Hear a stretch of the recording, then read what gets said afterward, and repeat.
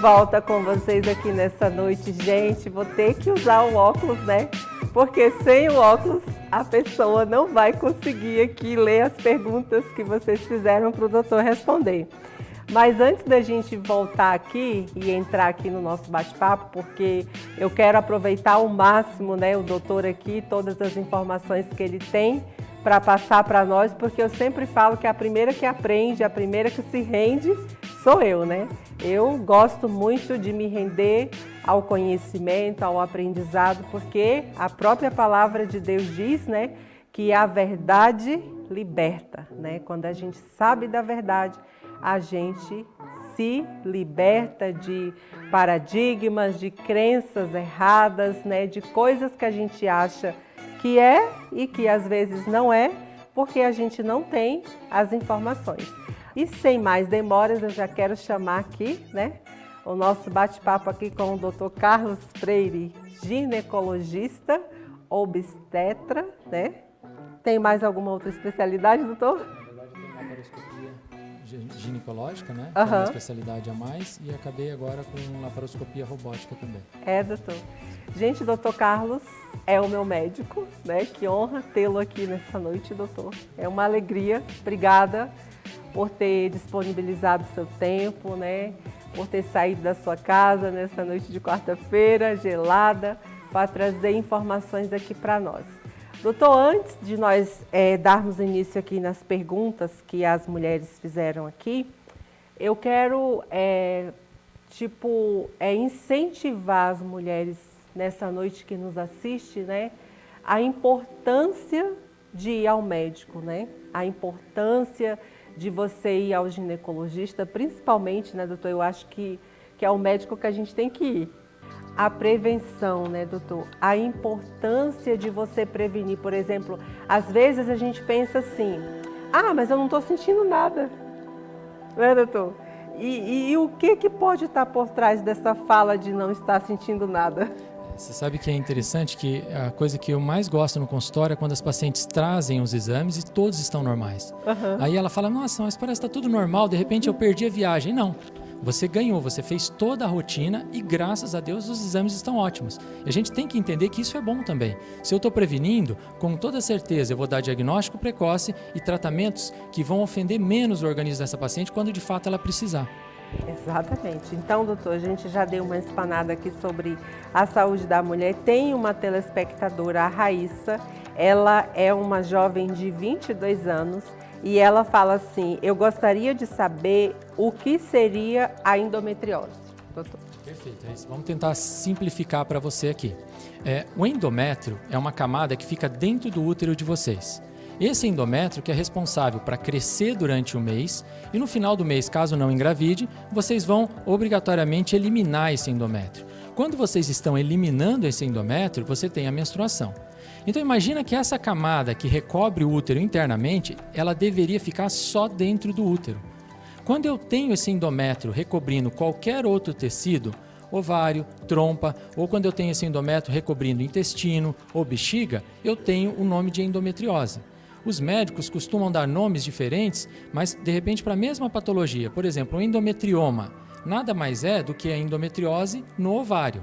Quando eu tenho essa endometriose, ou seja, esse endométrio, não recobrindo a parte interna do útero, mas sim o meio da musculatura do útero, nós damos o nome de adenomiose, mas não deixa de ser uma endometriose. A endometriose, do mesmo jeito que o útero internamente cresce o endométrio e a mulher descama, sangra, dentro desses outros órgãos vai crescer aquele tecido, lógico, numa quantidade menor, e vai sangrar lá dentro. E isso gera geralmente muita dor. Então, a nossa primeira pergunta foi o que é a endometriose e ela pergunta também como ela surge, doutor? A endometriose, eu não tenho como dizer a origem dela, mesmo porque se nós soubéssemos a origem da endometriose, obrigatoriamente eu saberia um tratamento específico para ela, e nós não temos. Existem duas teorias. A teoria que é mais aceita é que a mulher que tem endometriose, ela tem uma falha no sistema imune dela. Então ela menstrua um pouquinho para dentro das trompas, cai dentro da barriga e essa mulher não entende que aquilo deveria ser, vamos dizer assim, limpar aquela região. E aí o sistema imune que deveria ir lá fazer isso, ele não reconhece aquele tecido como sendo doente e deveria tirar dali. e aí essas pacientes começam a proliferar aquele endométrio. Então essa é a teoria mais aceita. Mas existe uma outra teoria que todas as mulheres que têm endometriose nascem com focos extremamente pequenos. E com a evolução, ou seja, depois que elas começam a menstruar, esses focos começam a ser ativados. E aí começa a se desenvolver a endometriose. Ou seja, aquela mulher que de repente retirou o útero e não vai mais ter menstruação retrógrada, ou seja, cair aquela menstruação dentro da barriga, ela pode sim ter endometriose. Então por isso que nós não sabemos qual é a teoria que é a mais correta. Mas a endometriose, doutor, ela é comum em mulheres novas, jovens? Sim, na verdade ela é comum em mulheres jovens e até em pacientes que de repente tenham 15, 16 anos. O que a gente observa é que ela vai gradativamente piorando. Porque imagina, uma paciente que tem endometriose e não sabe, e aí ela sangrou um pouquinho, aquele pequeno pedacinho cresce um pouquinho mais. Aí no outro mês ela vai sangrar novamente naquele local, cresce um pouquinho mais, então aquilo vai aumentando. E é lógico que quando o sangue espalha aquele sangue dentro do abdômen, eu posso, de repente, estar com uma endometriose vesical e gerar uma endometriose intestinal, uma endometriose, de repente, no ovário. Então, a gente sabe que é proliferativo e é uma doença considerada como crônica. Uma vez que eu tenho o diagnóstico, eu trato e aí houve uma inversão muito grande na forma de se tratar, porque antigamente a primeira escolha era obrigatoriamente sempre cirurgia. Eu já ia perguntar. Isso. Hoje a gente mudou. Hoje a gente pensa que a primeira escolha no tratamento, claro que tem outros tópicos que a gente tem que estar avaliando, mas a primeira escolha normalmente ela é clínica, como tratamento. E na falha é que a gente vai para tratamento cirúrgico. Então ela não é cirúrgica? Na primeira escolha, hoje mudou. Então antigamente a gente colocava como sendo obrigatoriamente sempre cirurgia. Então, a paciente que chegou no consultório, vamos colocar 10 anos atrás, com uma queixa de dor típica de endometriose, primeira coisa que eu falava, nós temos que fazer uma cirurgia para definir se você tem ou não endometriose. E como que é feita, doutor, essa cirurgia? Como que era feita? No começo da história, a cirurgia começou por laparotomia, ou seja, cortava a barriga para poder se diagnosticar o que era. Mas isso nós estamos falando há muito tempo. Tanto é que a laparoscopia que veio depois, ela sim é o padrão ouro de tratamento para essas pacientes.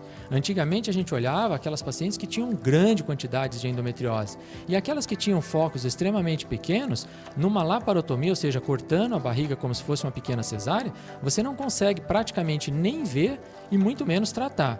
A laparoscopia, que é aquela cirurgia dos furinhos, aquela é que veio para tratamento e no mesmo condução da paciente.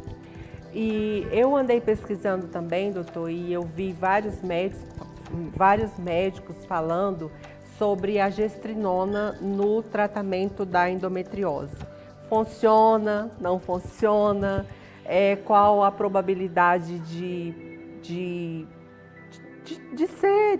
tratar com a gestrinona? A gestrinona, como qualquer outro remédio hoje para a endometriose, são tratamentos coadjuvantes. Então, quando a gente fala de gestrinona, é bom a gente salientar dois tipos de tratamento. Tem um tratamento que é a gestrinona vaginal.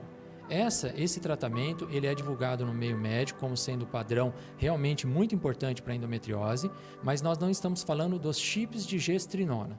Esse é uma outra situação que nós podemos comentar mais adiante.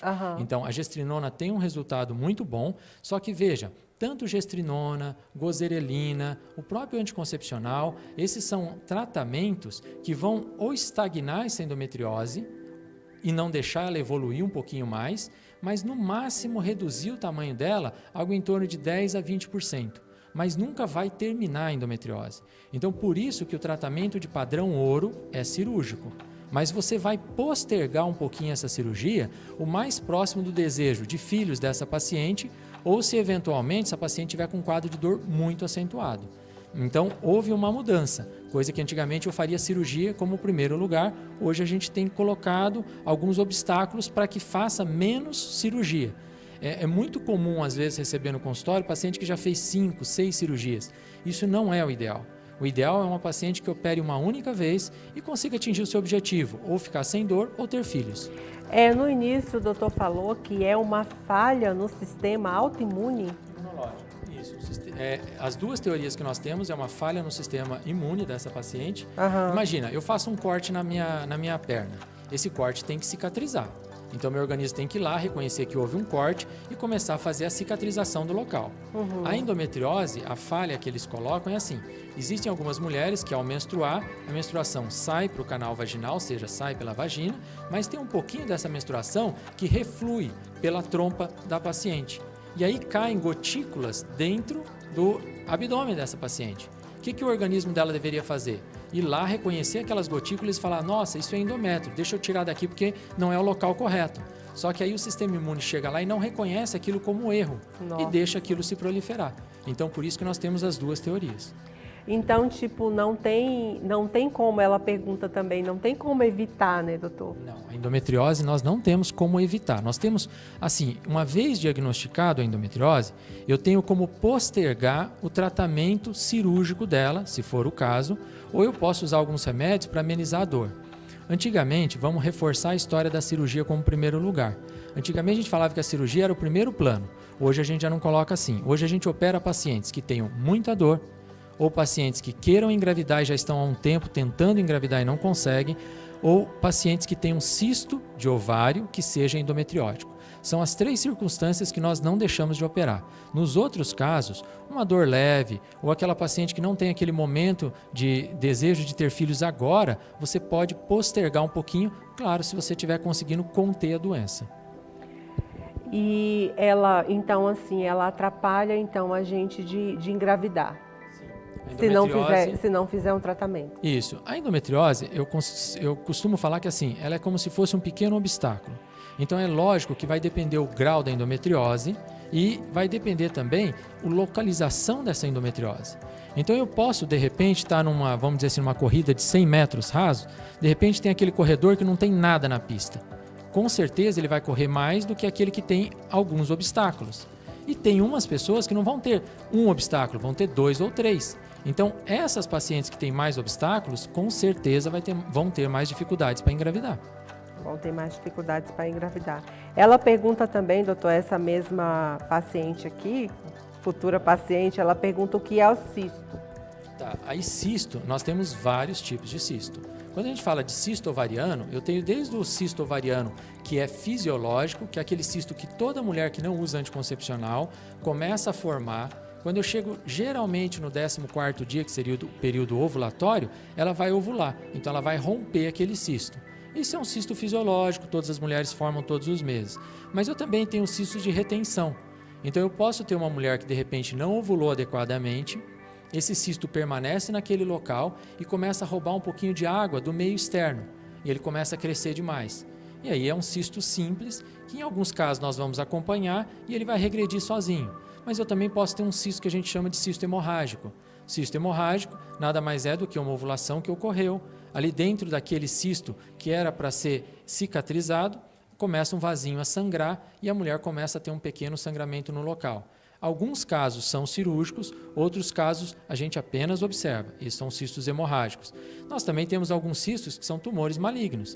Então, assim, na hora que eu falo cisto, eu estou abrangendo uma gama muito grande de patologias que, na grande maioria das vezes, está envolvendo o ovário.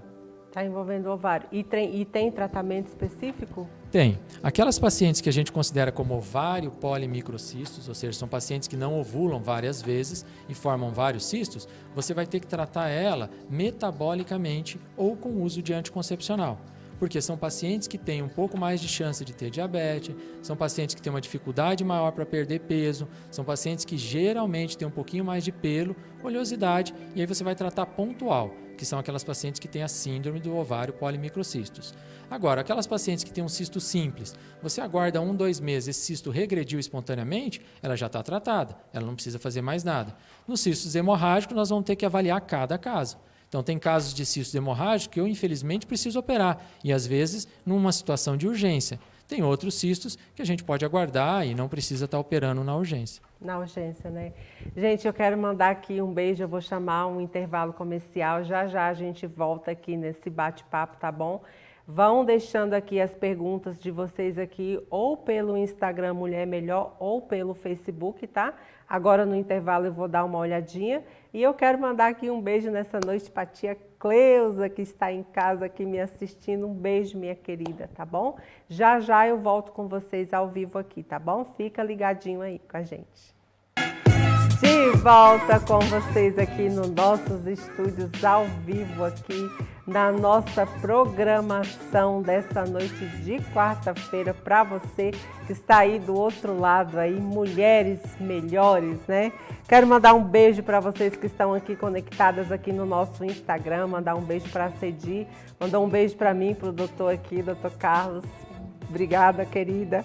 A Grazi, tem outras mulheres aqui também conosco aqui. Gente, mas eu sempre gosto aqui, nessa noite aqui, de trazer questões voltadas para mim. Então, eu vou aproveitar que o doutor está aqui e eu quero compartilhar algo ao vivo aqui com vocês. Nós sabemos, doutor, que nós mulheres, né, a gente tem uma crise quando a gente chega aos 40, né? E é engraçado, gente, que eu conheci o doutor Carlos justamente nessa fase da minha vida, né? Quando eu completei 40 anos. E eu me lembro que eu cheguei no consultório e falei, doutor, a minha vida acabou. Eu não tenho vontade, não tenho ânimo para nada, eu me sinto muito cansada, eu me sinto desmotivada, né? E eu quero saber, doutor, se tem como, né, eu fazer alguma coisa para que eu melhore, né? E a gente sabe que a nossa faixa etária aqui, né, doutor, de mulheres aqui, é nessa faixa dos 40. Né? Então eu quero dizer para você, eu quero entrar nesse assunto agora aqui, porque eu acho ele muito pertinente para nós, né, mulheres que estão nessa faixa etária, dizer para elas, né, doutor, eu vou fazer aqui uma pergunta, doutor, o que eu posso fazer nessa fase da minha vida, que é a meia-idade, né? Que a vida não acabou, né, doutor? Não, muito pelo contrário. As pessoas têm que entender que se eu chego aos 40 anos é porque eu estou dando certo. A partir do momento que eu não estou dando certo, eu já não estou mais aqui. Quer dizer que se não der certo, não chega. Então não chega aos 40. Então Olha a gente isso, tem gente. que compreender de uma forma diferente. Claro, a gente vai passando as primaveras, vamos envelhecer, todos que estão aqui vão envelhecer, né? Mas a gente tem que envelhecer com uma certa qualidade. A gente não pode deixar de ter qualidade de vida. Então eu falo que assim, eu quero ter vida longa, mas com qualidade. Se não, infelizmente, eu acho que nós sofremos muitas limitações e isso eu não considero muito saudável. Quando a gente passa por essa fase dos 40, a gente, no caso das mulheres, vocês têm uma situação muito ruim, que é a hora de vocês falarem, eu realmente estou envelhecendo. Ou principalmente quando essa paciente está chegando naquela fase do climatério, onde além da idade, eu tenho uma oscilação muito grande hormonal. E essa oscilação muito grande hormonal, claro que vai trazer um pouco de desânimo.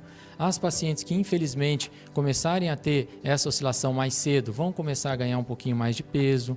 Essas pacientes vão ter uma queda de cabelo, vão ter unhas mais quebradiças. Por quê? Quando eu começo a tirar o hormônio que dá as características femininas à mulher, isso começa a acontecer.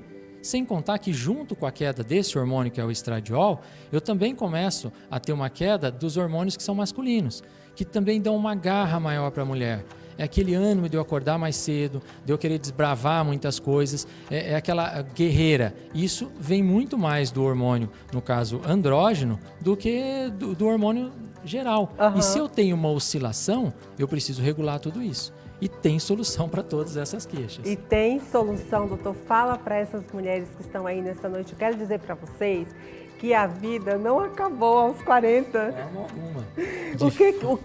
O que dá para fazer, doutor, nessa fase das nossas vidas? Gente, eu quero aqui nessa noite, assim, antes que ele responda, não é porque ele veio comigo hoje, eu já falei isso para ele pessoalmente, né, nas nossas consultas, né? Para quem não sabe, eu vim de Rondônia, né? Eu tinha lá o meu ginecologista que há 15 anos já cuidava de mim, né? E quando eu vim para Maringá, né, doutor, eu falei, e agora, né? E agora, quem vai ser o meu médico? Porque eu falo que o médico, né, o nosso médico, principalmente o ginecologista, pode ser homem, pode ser mulher, tanto faz, depende, né, doutor, da escolha de cada um. Mas eu falo que o nosso ginecologista, eu posso dizer que ele é o quê pra gente? É mais que um médico, né? Na verdade, assim, eu acho que o ginecologista, principalmente pela rotina de vocês de irem anual, ele tem uma obrigação muito maior do que algumas outras especialidades. Olha isso. É a hora que eu estou fazendo, realmente, como vocês costumam falar, a história do check-up, que são os exames rotineiros, é ele que vai estar solicitando esses exames. Claro que a gente sabe que existem outras especialidades, são importantíssimas, mas eu acredito que o ginecologista ele tem aquela obrigação de ter o start. É aquela paciente que chega com uma queixa específica, que a gente pode parecer ser da tireoide, eu vou pedir um exame específico para isso. Então você vai pontuando a queixa da paciente e, lógico, vai dando o diagnóstico, a partir daí você vai orientando essa paciente a ir aos especialistas. Mas o ginecologista eu realmente considero que é o médico da mulher. É o médico, gente, é o nosso médico. Então eu falo assim, por exemplo, ele falou, deixa eu terminar de falar o que eu estava falando antes, né? Porque eu falo muito, vou misturando tudo. Então, que nem eu falei para vocês, quando eu cheguei com o Dr. Carlos, na realidade, eu nem sei explicar para vocês, hoje eu estava me lembrando, se foi alguém que me indicou, eu não sei, eu acho que foi Deus. Eu falei para ele, doutor, foi Deus que me trouxe aqui e graças a Deus que Deus me trouxe, porque, gente, eu estava nesse estado. E nós sabemos que hoje, até por conta do tempo que nós estamos vivendo, né, doutor, que é um tempo que estatisticamente, né, as mulheres estão mais depressivas, né, as mulheres estão mais desmotivadas, né, com tudo que está acontecendo aí, esse já 1 ano e 3, 4 meses aí de pandemia. Mas eu sou uma mulher e eu quero que o doutor fale sobre isso, que ele tocou um pouco no ponto dos hormônios.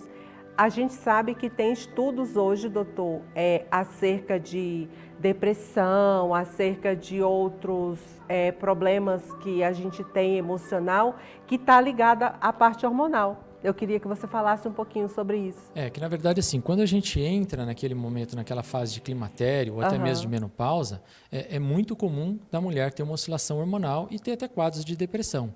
Hoje, olha isso, gente. A gente percebe que não são poucas pacientes que são encaminhadas para nós pelo psiquiatra, porque ele está fazendo a terapia que é corriqueira e que não está tendo resultado. Na hora que encaminha para a gente começa a fazer a terapia de reposição hormonal, lógico, naquelas pacientes que podem fazer, naquelas pacientes que não têm contraindicação, e elas, em conjunto com o psiquiatra, observam uma melhora importantíssima. E a grande maioria delas até deixam de usar os remédios que estavam usando. Porque a falta hormonal acaba levando a muitos quadros, não só de depressão, mas também naqueles casos que a gente tem a paciente com mais ansiedade, sobrepeso, e isso tudo começa a melhorar, eu dou uma sensação de bem-estar muito boa para a paciente. Então eu falo que a gente sabe que tem muitos mitos acerca de reposição hormonal, né, doutor? Por isso que é importante você ter um bom médico, né, que te acompanha, porque ele vai avaliar, né, doutor? Eu falo, gente, isso por mim, né, por mim mesma. Eu falo assim, meu marido é que fala, o que o doutor Carlos te deu, mulher? Ele fala assim para mim lá em casa. Porque essa mulher, ele fala assim, essa mulher parece uma mulher de ferro. Gente, eu acordo de manhã, eu faço todas as minhas atividades, eu vou para academia, eu volto, eu cuido da minha casa, eu cuido das minhas filhas, apesar que elas não precisam mais tanto assim de cuidado, né? Uma de 21 e uma de 16. Mas eu faço todas as minhas atividades, doutor, só que antes não era assim. A parte hormonal influencia demais.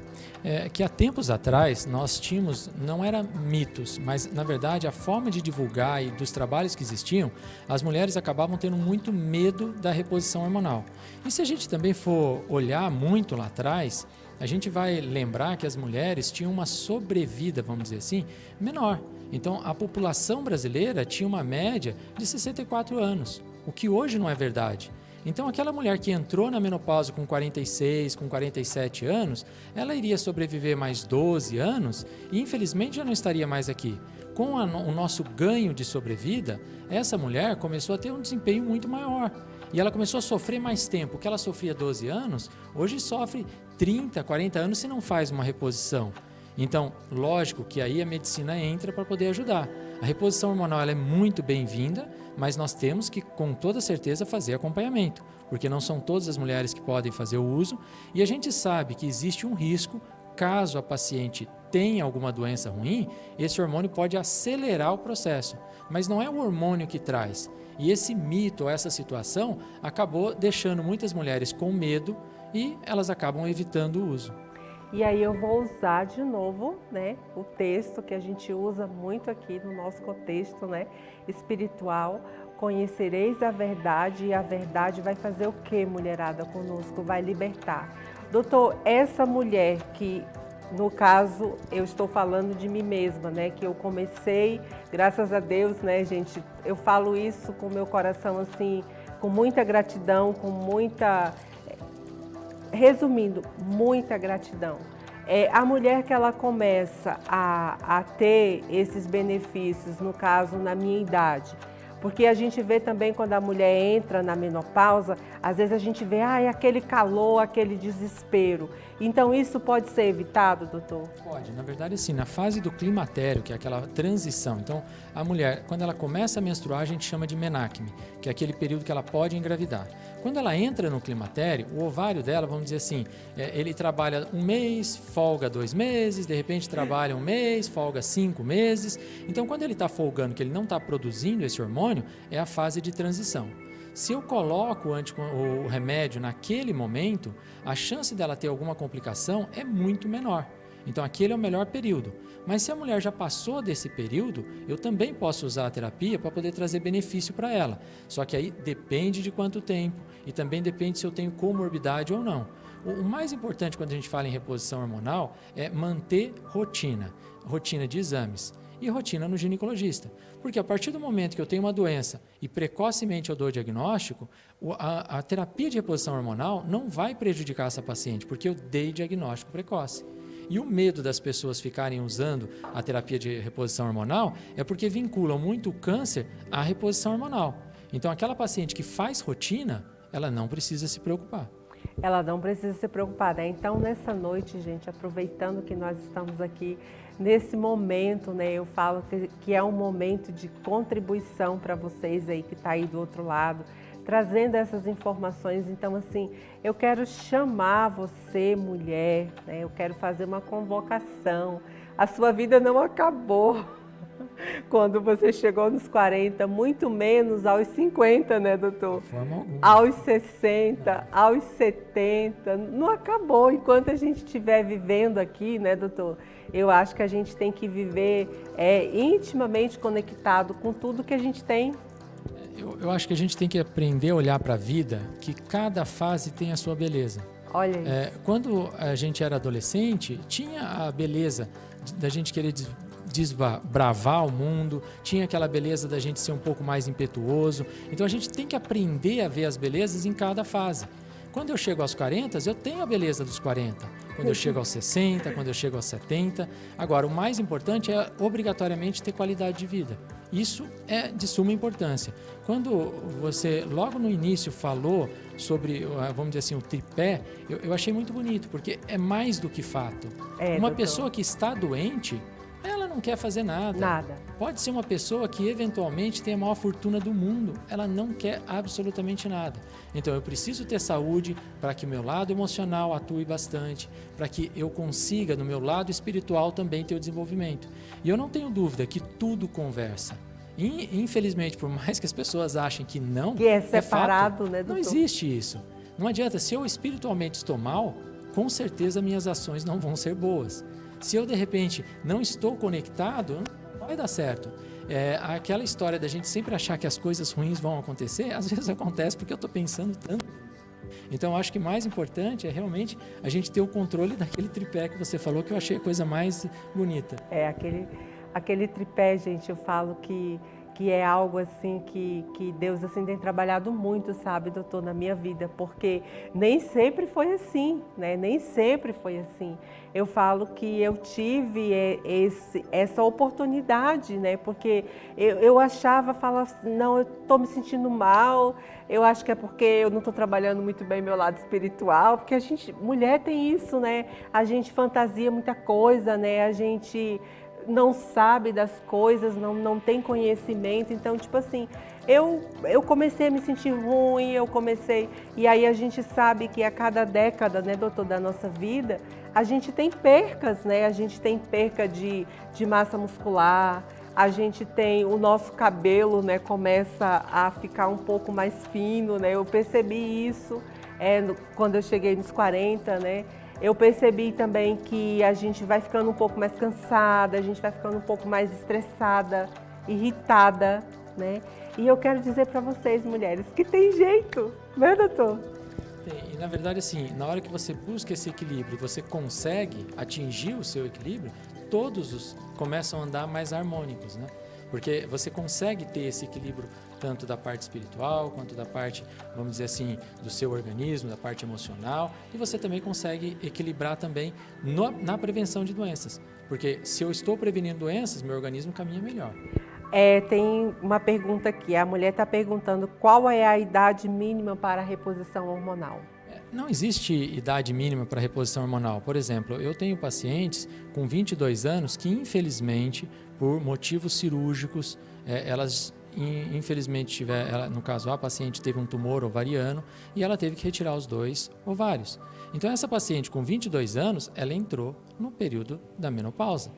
Existem algumas coisas que eu posso fazer para ela? Sim, existe.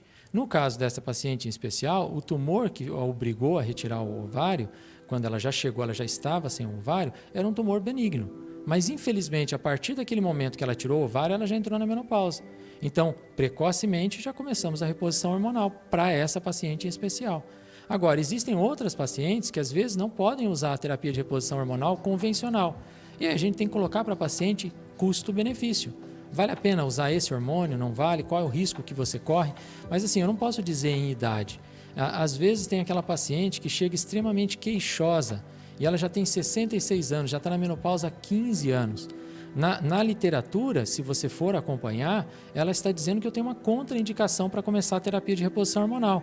Mas eu tenho outras alternativas que eu posso discutir com essa paciente e trazer um bem-estar para ela. Então, tem alternativas que eu tenho que estar expondo e discutindo custo-benefício. E a mulher que fez esterectomia? A mulher que fez esterectomia, sabe que é uma questão que as pessoas às vezes confundem muito.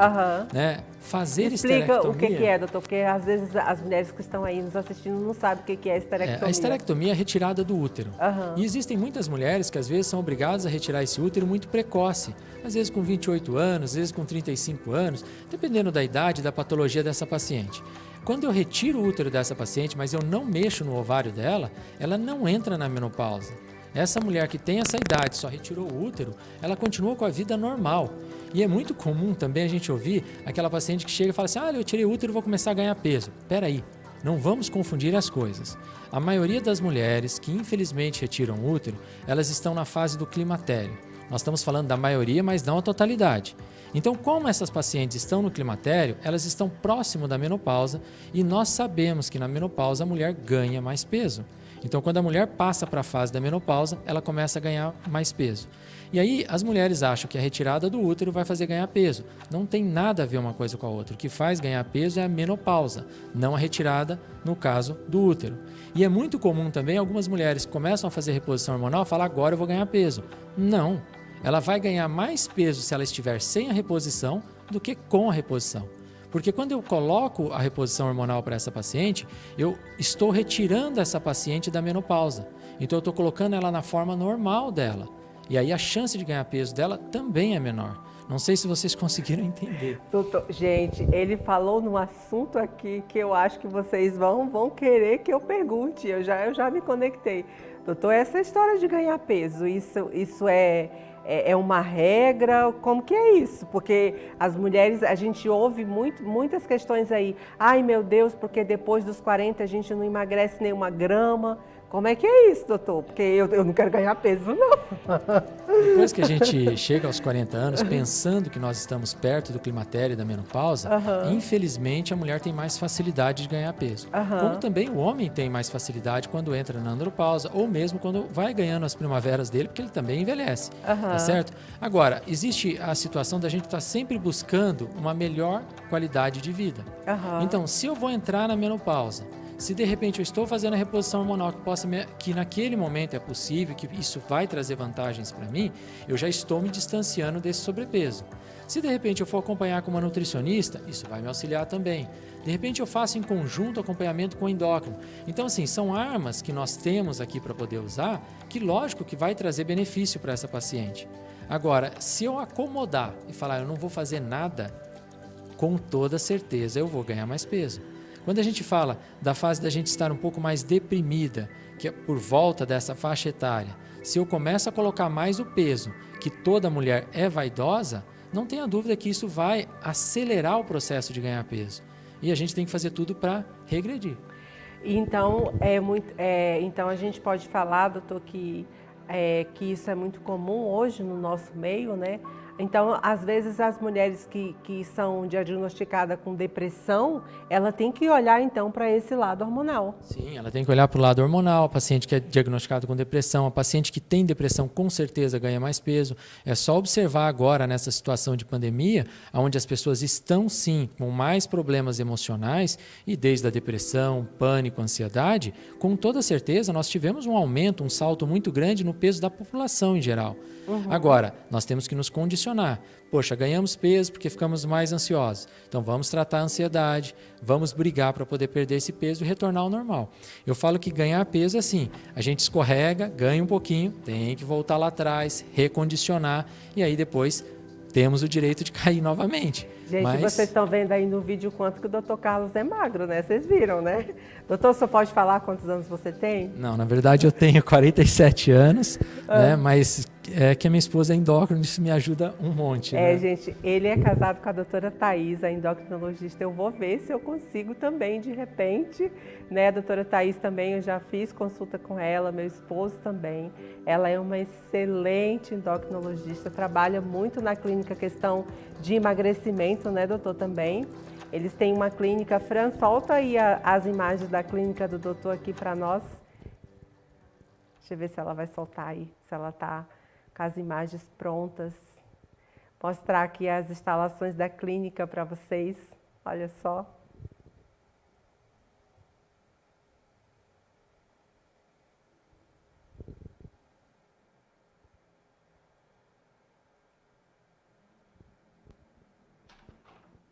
Pronta aí, gente, para receber vocês aí que querem, né? Depois, se vocês quiserem o contato do Dr. Carlos, vocês podem entrar, né, no meu Instagram pessoal, né, Alba F. Prado, ou vocês podem também estar entrando no Insta Mulher Melhor, que aí a gente passa o contato do Dr. Carlos para vocês, tá?